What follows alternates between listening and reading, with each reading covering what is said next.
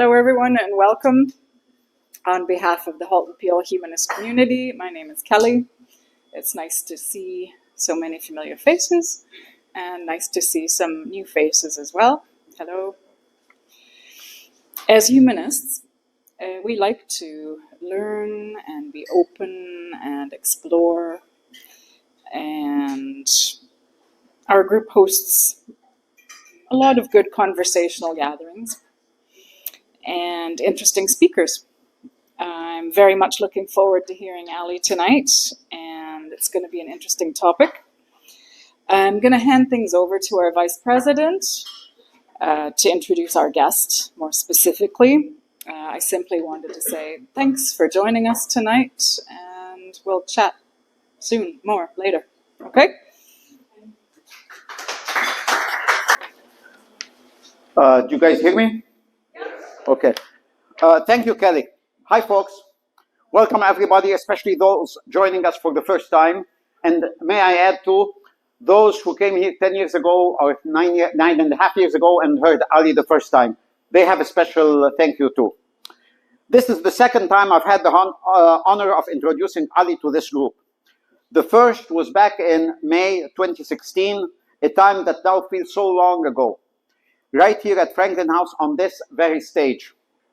Ali's book, The Atheist Muslim, came out later that year, with endorsements on the cover from Richard Dawkins, Steven Pinker, Sam Harris, Jerry Coyne, and others. 2016 does seem like a different era. ISIS or Daesh was then in control of northern Iraq and eastern Syria. I remember Ali asking me at the time whether we had security arrangements for the event. We hadn't thought of that, but we managed to limit attendance to familiar faces. Needless to say, the event passed safely.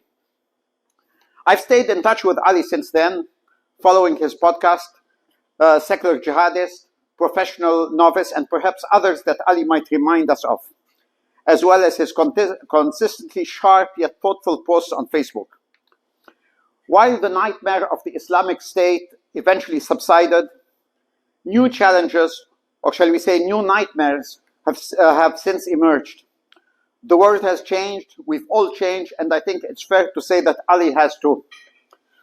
So when one of our members suggested inviting Ali again, I jumped at the idea and asked him to join us to reflect on what's changed since then. So Ali, come on and reflect away.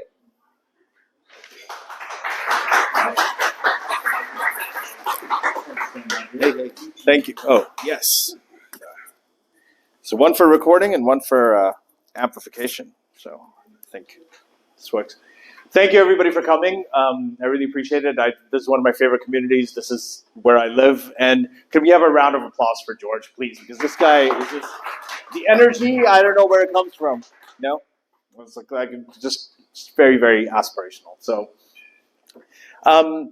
today, George and I talked, and my book did come out almost 10 years ago, and things are very different. So he decided, well, he asked, he and I discussed, and we thought that, we would look at how things are. And I think, many of us have changed. I prefer the word evolved, and we'll sort of get into that, and I'll talk about, why that is.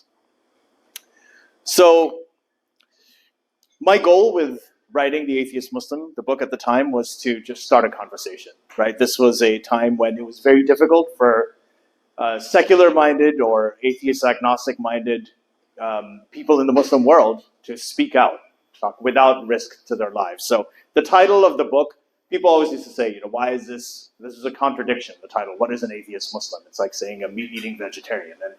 And it just, the thing with the title, it's kind of more like Back to the Future, right? That was the idea, is that there are millions and millions, and we know this from polls, like just millions of atheists in the Muslim world who are atheist in thinking, but Muslim in presentation. So it's an interplay of ideology versus identity. And one of the central themes of the book is that Islam itself is an idea, it's an ideology, and Muslims are people. So there's identity versus ideology, and they're different. Ideas can be criticized, that's what moves societies forward. People should not be demonized, because that will rip societies apart. So that was the central thesis of the idea. Now, today, criticism of Islam is much more normalized. Like George said last time, we talked about getting security, for events like this, and I did have security. There's one event where I wore a bulletproof vest. There are all kinds of in New York City, so it was a very different world. And now it's not surprising for people to hear criticism. In fact, like outright demonization of Muslims. So things have become very, very different. So in 2016, that was the age of taboo. That's what I'm calling it, because criticism of Islam at that point was still very blasphemous. I mean, technically it's blasphemous, but it was like that in terms of implications as well. So the conversation was mainly ruled by fear. So 2016 was 1 year after the Charlie Hebdo attack in France, where there were a group of cartoonists who made cartoons and they were killed for them. They were massacred, which should never really happen. Whatever you think about ideas, it shouldn't happen. I don't agree with Charlie Kirk on a lot of things, but that assassination was horrific, and it's just really, really tragic that we had to watch it. It doesn't help anybody. That's kind of what was happening with Islamic criticism at the time. Salman Rushdie still had a fatwa on him. ISIS was the rage, as George mentioned. So ISIS wasn't just doing attacks in Syria and Iraq. There were ISIS attacks happening across the Western world. There were Western people who were, people from Australia, people from England, people from Canada, the US, who were going out to join ISIS. So it was a very different world. It was in the headlines all the time. So what the Atheist Muslim did, the book, argued for being able to criticize the religion, but not demonize the people. Understand the difference that there's, ideology, there's belief. Beliefs don't have rights, ideas don't have rights. Human beings do. So human beings need to be treated with respect. Ideas don't necessarily have to be treated with respect. But the right to hold certain beliefs should be treated with respect. So critique without context is just noise. So now in 2025, we're in the age of noise. So the problem with noise is that when you amplify everything is loud. You hear nothing, right? That's the idea. So, and this is at the time, like right now, we're at a time where critique of Islam has gone mainstream. It's not surprising. You see it online all the time. People will, they're happy to. I hear it all the time as well. I think every day there's about 10 people who tell me to, go back to my goat in Afghanistan or whatever, these kinds of things. So you hear it all the time. Like nobody has any qualms about criticizing it. It's not necessarily a bad thing, but it can be. And then also some of the people that I knew, there was a big atheist movement happening at that time. There's a secular movement. You mentioned some names like Richard Dawkins, Sam Harris, Daniel Dennett, and Christopher Hitchens, who unfortunately died in 2011. So these people sort of led what was called the New Atheism movement, which was extremely influential on the culture at large, and it really, really changed many of the poll results that were coming out about people and their beliefs. So now it's really interesting to me that when I was younger, by younger I mean in my 20s, I used to watch the X-Files, which is a show, and a lot of times the solutions for those mysteries were supernatural, and we were happy with it. We were okay. We're like, oh, okay, an angel did it, a demon did it. And that sort of disappeared. When you see that in a show now, on TV, you just think, okay, this show sucks. People want things to make sense in a way that is familiar to them. So just the conversation, the way that we think about things is very different now. And there were some, prominent secular atheists and agnostics at the time, and I saw them veer over to the right in a very strange way, in the sense that some of them, I guess they were looking more for the identity. There was a politicization of things, and they started harboring a lot of illiberal beliefs, but they were still atheists. So it's kind of like they had the sort of the same dogma and just a different denomination. And we'll get into we'll talk about that. I don't have any qualms about naming names either. So we'll get to that in a bit. So staying true nowadays to secular liberal values, I think that is the radical act. Right? That's something that not a lot of people do. Oh, yeah. So now let's get into the fun stuff. Right? So I had one accidental discovery, and this happened.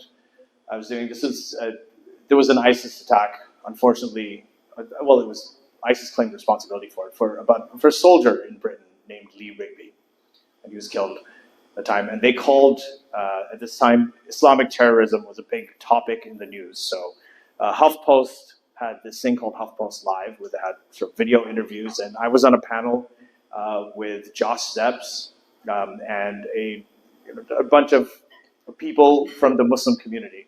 And I was known as the atheist Muslim, and they had a Shia Muslim, they had a Sunni Muslim, they had an Ahmadi Muslim, it was like 𝘧𝗹𝗶, and then they called me atheist Muslim.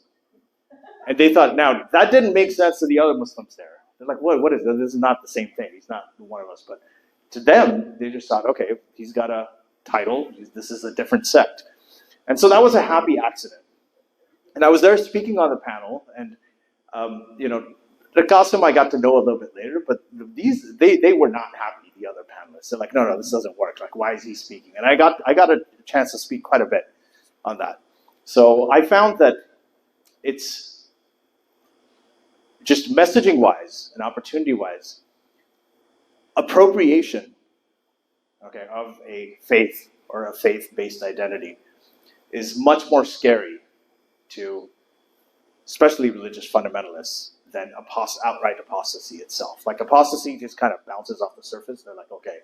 But when you go in and you show up on Eid dressed up, for Eid, then you're like, okay, they know that, you're kind of co-opting the rituals. Recently, Richard Dawkins often says that he's a cultural Christian. He still goes to church and sings Christmas carols. And there are people who get very, very upset and perturbed about it. In fact, there's an article last year in 2024 in Christianity Today that said, "New atheism finally learns how to destroy Christianity." And this quote is really, really telling. So it's from Russell Moore, who works at Christianity Today. He said, "This kind of Christianity hollows out the Christian religion, far more efficiently than straightforward attempts to convince people that God is a delusion. It defeats Christianity by replacing the living God with a God who is, in fact, a delusion. It inhabits the husk of the religion, paganizing it until one can toss away the shell." So when I read that, this came out last year in 2024, that reminded me of my HuffPost Live incident and many, many incidents after that, where I was kind of seen as part of the community, but as a different sect. And I think that gave me a platform that a lot of the outright apostates and atheists did not have. Because another theme of the book, right, was keeping a sense of community without the burden of ideology. So, I've written about this in the book. I still love Ramadan. I still love the feasts. I mean, there's good food. Who wouldn't, right? You go and you have food, and the kids have fun. You get to, dress up. There's community, families get together. Eid. We also do Christmas. We do.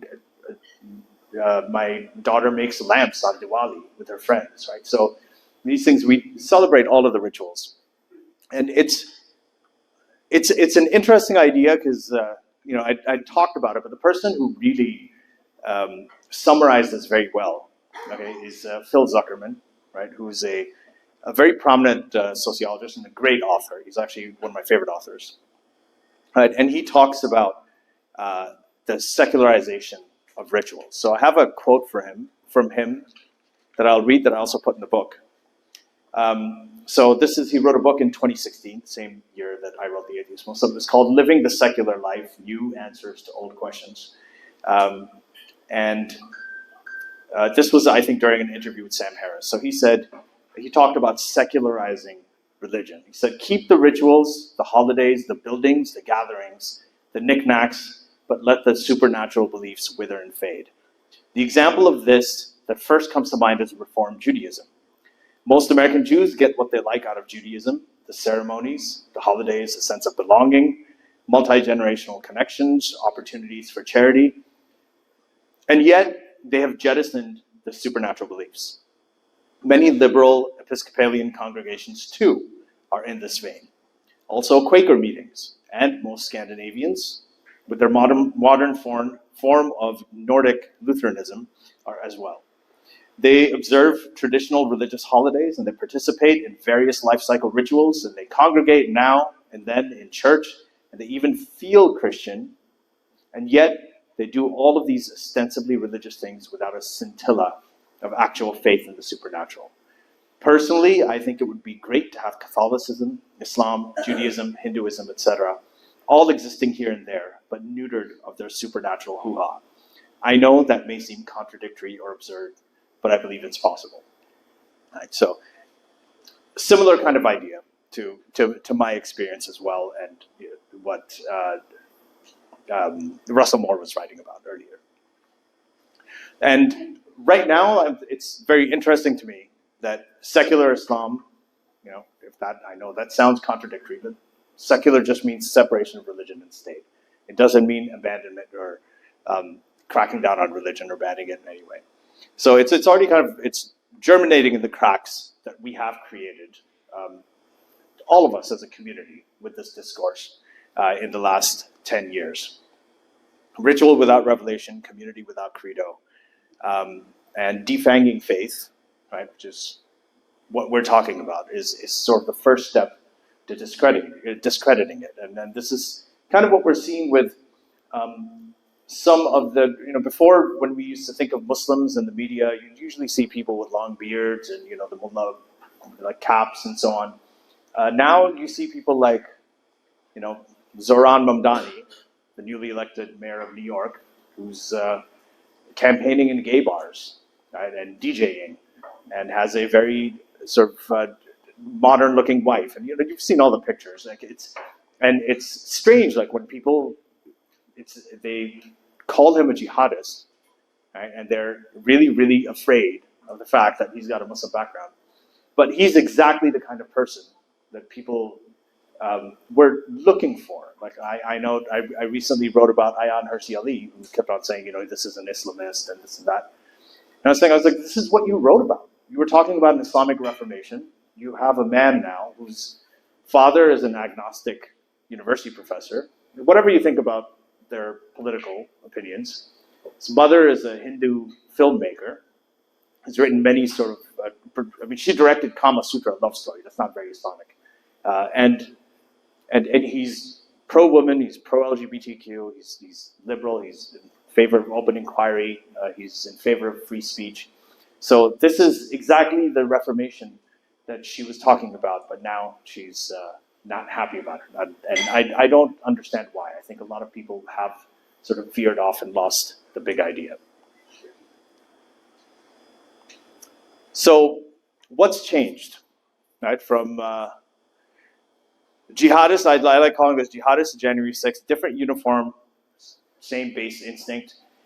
The kind of threats, if I look at the kind of threats I used to get and the kind of threats I get now, not even now that much, but more in the last few years, they've come from completely different people saying the exact same things, right? So before it was fundamentalist Muslims, we did have to get security back in 2016 for the house. We did have to check in with the law enforcement every 6 months to let them know what was going on. So there was there was a lot of focus around that.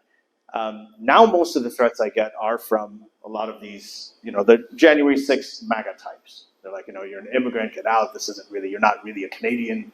You should leave. So these kinds of things we get all the time. It's very, very different. And I just call it different uniforms. It's the same basic instinct. And I think it's I feel like it's more of I'm kind of an optimist, Zeynep Zershi says I put a positive spin on things all the time, too much. But I think it's a symptom of a world that's changing for the better. So usually when people are dying, they scream the loudest. So you hear them a lot more. But they're still dying. And this is just a lot of sort of old traditional people trying to hold on to a world that's just completely changed. It's inevitable. Change, evolution is inevitable. And they're just trying to hold on to it. And jihadists are like this. They get more violent and more loud when things slip through their hands. And then you have a lot of these traditionalists on the far right in the Western world who are doing the same thing. So different uniforms, same base instinct. So, and at the time, I talked about it, I was like, the difference, with Islam right now is a little bit more dangerous because people hold on to, this is in 2016, people hold on to that ideology and adhere to it a lot more. And it really was a big threat to the West. At that time, we had 9/11, there were a lot of attacks happening in the West. But right now, I think it's the opposite. I think the biggest threat the foundational threat to the West right now is Christian nationalism, right? This is something you're seeing in the U.S. Supreme Court, rolled back abortion rights. They're rolling back all kinds of things. There's the Speaker of the House in the United States right now, Mike Johnson, has openly said he doesn't believe in the separation of church and state. There's, I think, one Supreme Court justice in the United States who said the same thing.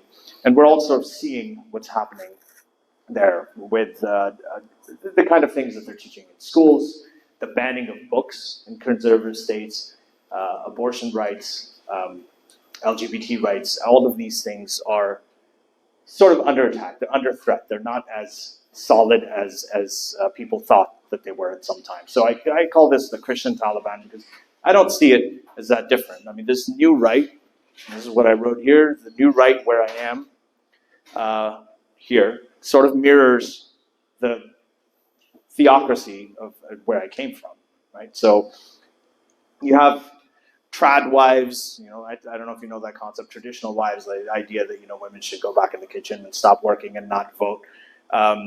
These are actually real conversations that are happening in the mainstream, in the MAGA world. You've got book bans. It's the same playbook, right? So before in the book I wrote, there's a chapter on what we call the regressive left, right? And this is where the left had a very weird sympathetic alignment with the religious people, in the Muslim world, despite completely different values. And so today, one thing that has really, really changed is that has been overcorrected, but sort of hyper-corrected, right, and then some. And it's one thing it's important to remember what we really mean by terrorism, what the goals of, say, Osama bin Laden were when he founded Al-Qaeda, right? His goal for terrorism wasn't necessarily just to kill people. It's not about bombs and bodies everywhere. And terrorism is about fear. Okay, so it's about splintering societies, creating factions within societies, getting civilization to compromise on its values, right? They came out of reason and rationality and the Enlightenment, compromising on civil liberties, becoming very, very polarized, seeing people who disagree with you as enemies. So this is the kind of fear of the other, fear of where you are, is what terrorism really, really means. So when we try to curb terrorism by quashing people's civil liberties, we're not really curbing it. We've already become victims of it, right? And I think there's an analogy that Yuval Noah Harari gave about the bull in the china shop. So, terrorism isn't the actual bull in the china shop, but it's the mosquito that's buzzing in the ear of the bull and drives it so crazy and makes it so paranoid that goes in and it destroys all of the things that are around it, that maybe its own things. So right now, we see people like Jordan Peterson, or we see people like Andrew Tate, right? And Jordan Peterson has a massive following, okay, in the Muslim world, especially among Muslim men. Okay, and he's a conservative. So now there's a strange alignment of conservatives in the West with conservative Muslims around the world, which was inevitable. I mean, if you heard the way that your Piers Morgan always asking people, do you condemn Hamas? Fair question, but the president is getting luxury jets from Qatar, right? That harbors Hamas, so nobody's really going to ask him about that. They're not going to ask him to condemn Qatar, for instance, and he won't do it. And then Andrew Tate, for example, he actually became Muslim. He converted. We should ask why that is. Why are they aligning there? My book came out right after Trump was elected, and I saw this in our own kind of community as well. My book Trump was elected in early November 2016. My book came out in November 22nd. It was a shock to everybody. It was an upset. Nobody was expecting it. And immediately everything changed. And I'd kind of written the book thinking that nobody really thought that he would win. And now this was a huge win for people that I didn't really want the support of. I didn't want the support of people who wanted to ban all Muslims and do the Muslim. My family, my friends, they're all Muslim. There's a big difference between having critical conversations about Islam, and then demonizing Muslim people. So that's something. And then the strange thing was that a lot of us who used to work together, we had conversations, and some of them had sort of non-profit organizations. They were dependent on donors, and they actually really talked about this. They're like, well, we have to change our strategy now. Now that the right's in here, we're going to have to figure out where we can align. We have to figure out how we're going to change our messaging. I'm like, why would you do that? And a lot of people did. So I had a podcast called 𝘧𝘰𝘮𝘳𝘯𝘪𝘮. A lot of those people actually went there too. I mean, these are people who are, I still like them as people. People are more than their beliefs. But there was a very, very strange political polarization that I have thought about a lot. And I've been wondering about why that is. So what hasn't changed for me is that the idea that faith by revelation still can't lead us to truth. So, we can talk about Islam, we can talk about Christianity, Judaism, whatever religion you want to talk about. But the most dangerous thing about Islam is, yes, you have people who adhere to it, you have the fundamentalists, they're a little bit more active, right? People in the Muslim world do have it a lot harder under theocracies than people elsewhere. But the most dangerous thing about Islam is still the same thing that is dangerous about Christianity, Judaism, and pretty much all of the other religions. And that's the problem of faith, right? So faith is considered a virtue, it's considered a positive word, it's got a positive connotation, but faith by definition, requires the absence of evidence. If I have evidence that I'm sitting on a chair, that's not evidence. I know that this chair exists, right? I don't have faith that this chair exists. A leap of faith requires the absence of evidence. That's what makes it apparently a virtue, which also does not make it any different than hearsay and rumors. Basically the same thing. You hear something that somebody says, and you just believe it. You don't ask for the evidence, and that's supposed to be somehow a really glorious thing for you to believe. So that's a dangerous thing. To be, if faith is your epistemology, if you believe that faith is a way to the truth, then you have no argument against the mind of the jihadist, because they have the same epistemology. If you don't have a basis of objective reality to base your conversations on, you can't have those conversations. And you're not going to see eye to eye. So I really believe that, again, I'm using the word believe differently now, that scientific inquiry is the only way to objective truth. So this is, say, well, this is scientism. It kind of is. And I've talked to Steven Pinker about this, and he wrote a whole article about it, which I completely agree with. Philosophy is helpful. It helps us, it teaches us how to think. But everything in philosophy that is useful to science, we've taken the scientific method, the method of inquiry, hypothesis generation, all of these things we have taken, that they're a part of the scientific method now. Religion says that it provides answers. People say, well, there's science and there's religion. They're not even the same thing. They're not even comparable. Religion makes answers up. Science actually shows you the answers. It demonstrates it, replicates the results, right? And there is somebody who said that, if, for example, if you destroyed all of the books in the world today, all of them, right? The science books will all come back in about a few centuries, a millennium from now at the most. They'll all come back exactly the way they are, because those things will still exist and people will still discover them. But Jonah being swallowed by a whale or a fish or whatever it was, that's not going to come back. That's too random. And so I still believe that's the only way to objective truth. And now, even aside from religion, right, there are people who are very, very irrational. There's a lot of discourse on this. I remember I actually just saw Neil deGrasse Tyson, talking to one of these sort of bro dude podcasts, or dude bro, I don't know which one it is, bro dude or dude bro. But they asked him, they said, really, what do you think about the moon landing? Do you think it happened? And they couldn't believe when he said that it actually happened. And then he gave them the evidence of how it happened, how they calculated it, why it completely makes sense. And there is genuine doubt about the fact that we went to the moon.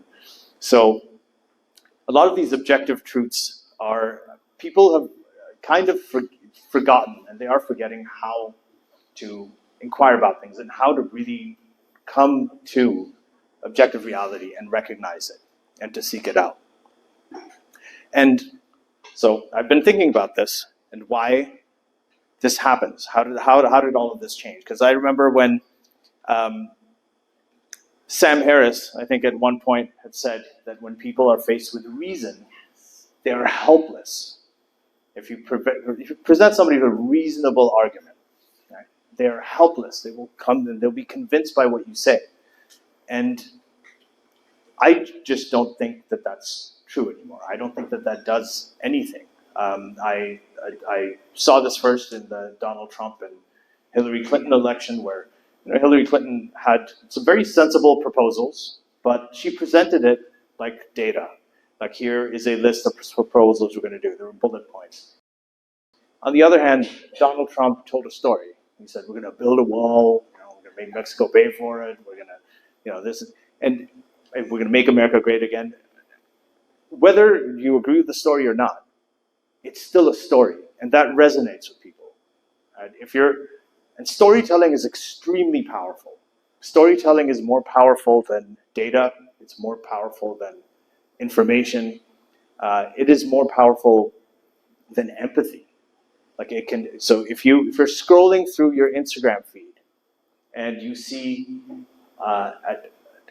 there's a hospital that has 200 beds with children who have leukemia, and they're asking you to donate. There's a picture of a hospital. So can you donate? We've got 200 kids with leukemia. Most people will just scroll past it. But if you see one person, there's one little girl who's got childhood leukemia, and they're asking for donations, everybody's going to donate to that one girl, right? Because there's a story there. There's something that's very, very human about relating to stories. And I think for the secular movement and the atheist movement, that was the biggest miss. Did very good when it came to, scientific inquiry, educating people about all of the arguments for rationality and reason. That was great. But there's something that people need, they get from religion, they get from these beliefs. And that's what I think we miss. Right? So stories move hearts more powerfully than reason moves minds. The reason that religion itself has endured for millennia is because it tells better stories. Right?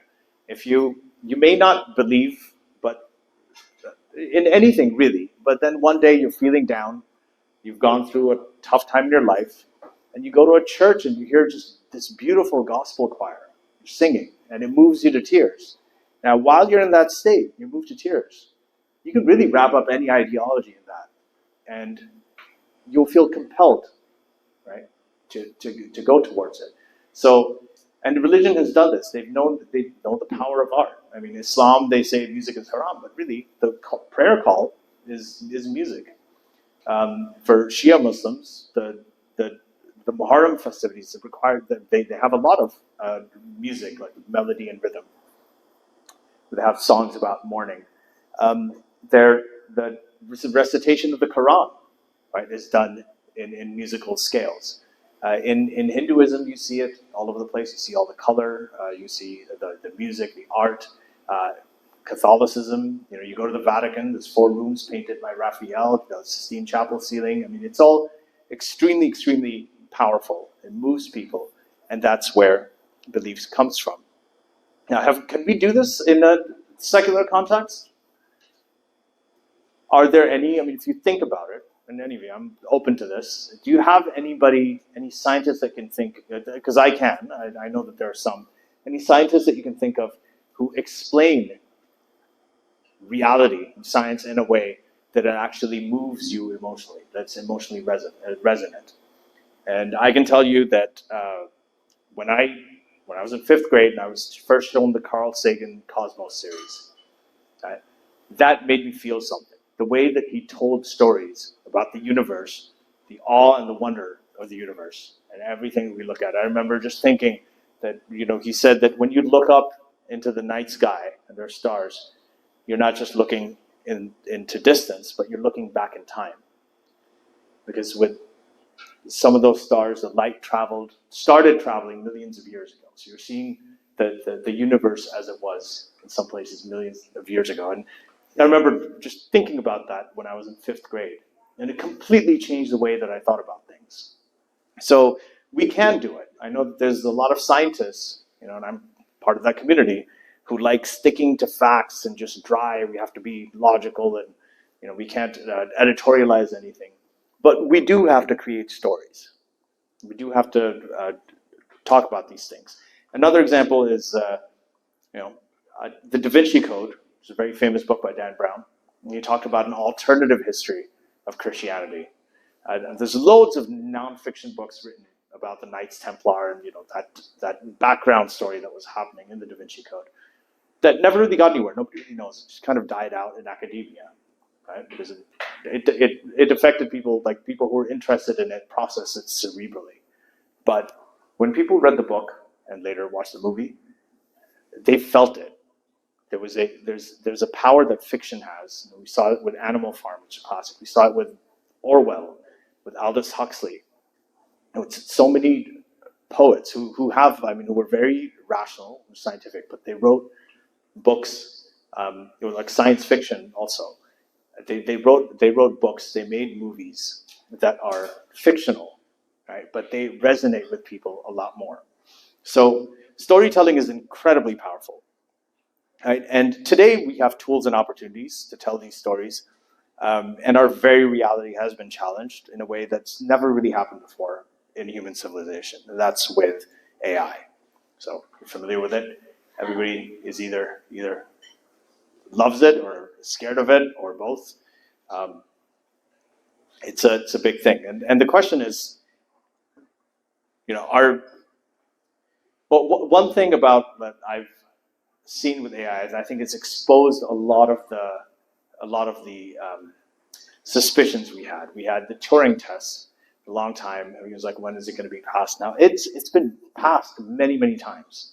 Right? It's been conquered, but we're all kind of just going around like, okay, I guess it happened. We're sitting there having conversations with our computers, but life just feels still normal. I don't think we register how strong this is and what this means, especially for religious skepticism. So the very nature of the things that the reason that people really go towards, there's a mystery out there. There must be a power. There must be something out there that's bigger than us, is because of intelligence, because of consciousness. Like, where does all this come from? And we've cracked it. We've demystified intelligence. We've probably demystified consciousness. I don't know any sort of authority in this field who thinks that these machines will not become self-aware one day. So maybe intelligence and consciousness are computational. Right? Anything that evolved, they're code. They're not necessarily miracles. Whatever the code is, the software that programs AI, we've got our genetic code and DNA. Our brains are essentially just organic computers. So for the longest time, we thought, we're shaped in God's image, and sun revolves around the earth, and we're sort of like the center of everything. We're very anthropocentric. And it turns out that it's not that machines are becoming more human, it's that humans were machines the entire time. We've always been. Right?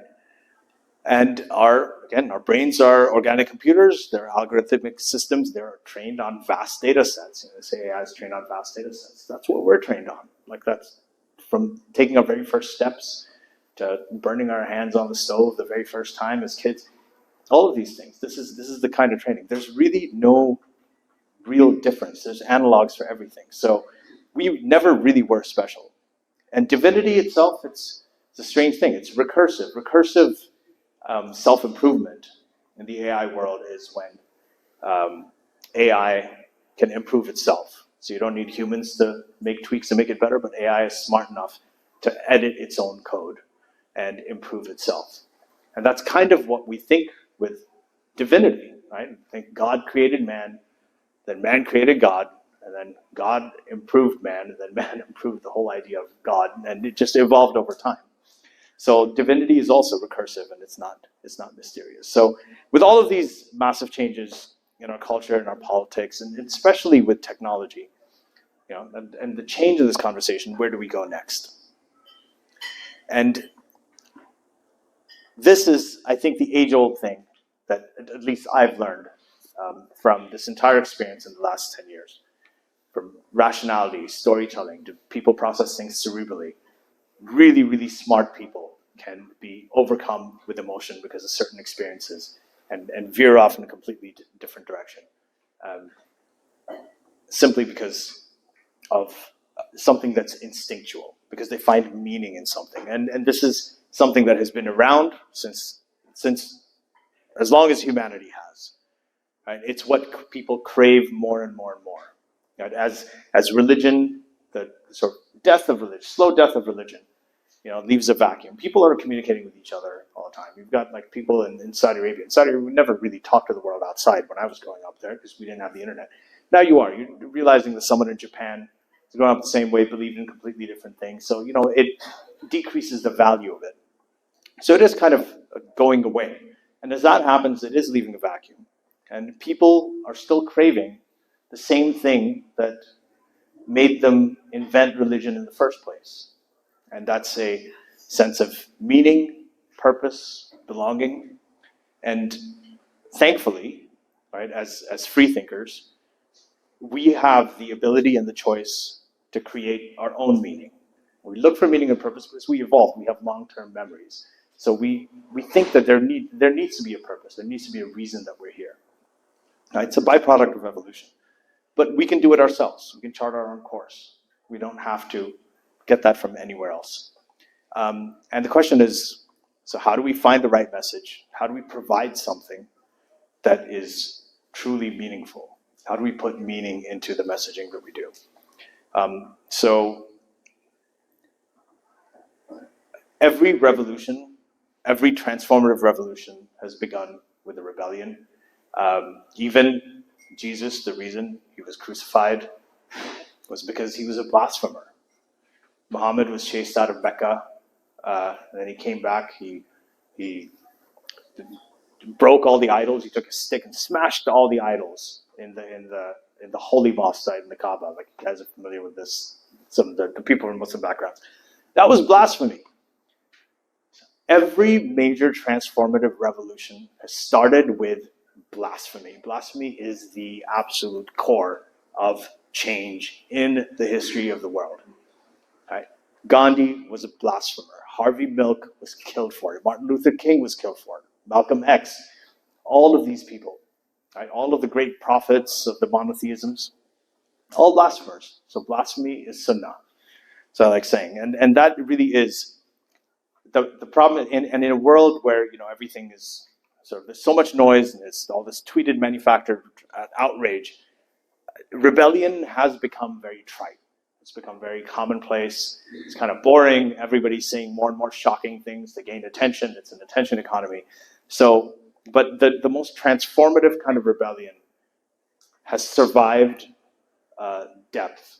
It has been challenged. It's been scrutinized. It has to have good ideas at its core.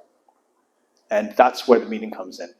Messages are great. We've all come up with good messages, but eventually there has to be meaning to the message. And we began by rejecting gods and rejecting dogma, but now we do the next step is to start building what replaces them.